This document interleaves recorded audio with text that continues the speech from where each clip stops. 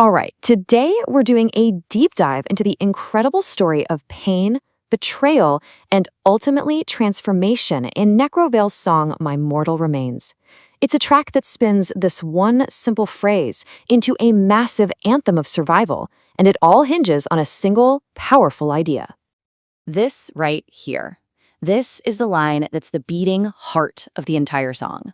When you first hear it, it sounds like an ending, right? Like an epitaph, a final admission of defeat.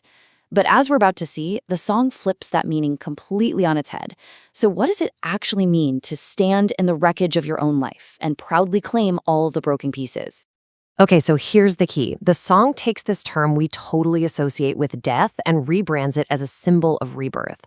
The mortal remains here, they're not a body. They're the scars, the memories, all the pieces of a life that was shattered. It kind of reminds me of kintsugi, that Japanese art of fixing broken pottery with gold, where the cracks actually make it more beautiful.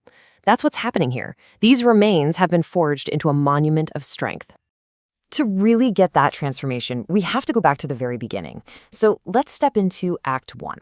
This is a place of raw vulnerability and a kind of devotion that's so intense, it's almost self-destructive.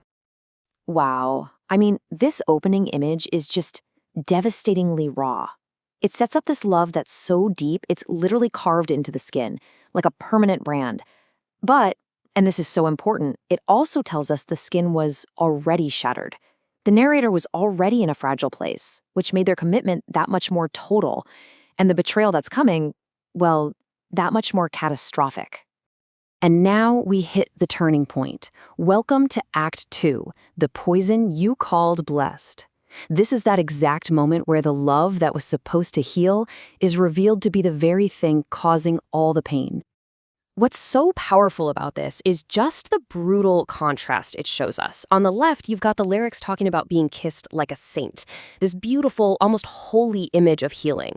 But then you look to the right, and you get this cruel, cold indifference of someone who can just watch me fade, no shame. The whiplash is intense. The very same person who promised salvation is now the one causing the suffering. And this is the aftermath, laid out perfectly. The promises, they're just ash now. The love itself is gone, but a ghost of it is still there, haunting from the inside out. And it all leads to this gut punch of a realization.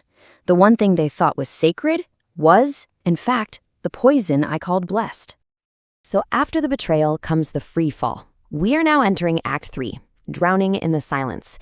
This is, without a doubt, the darkest part of this journey, a total plunge into isolation and a despair that feels like it's suffocating you.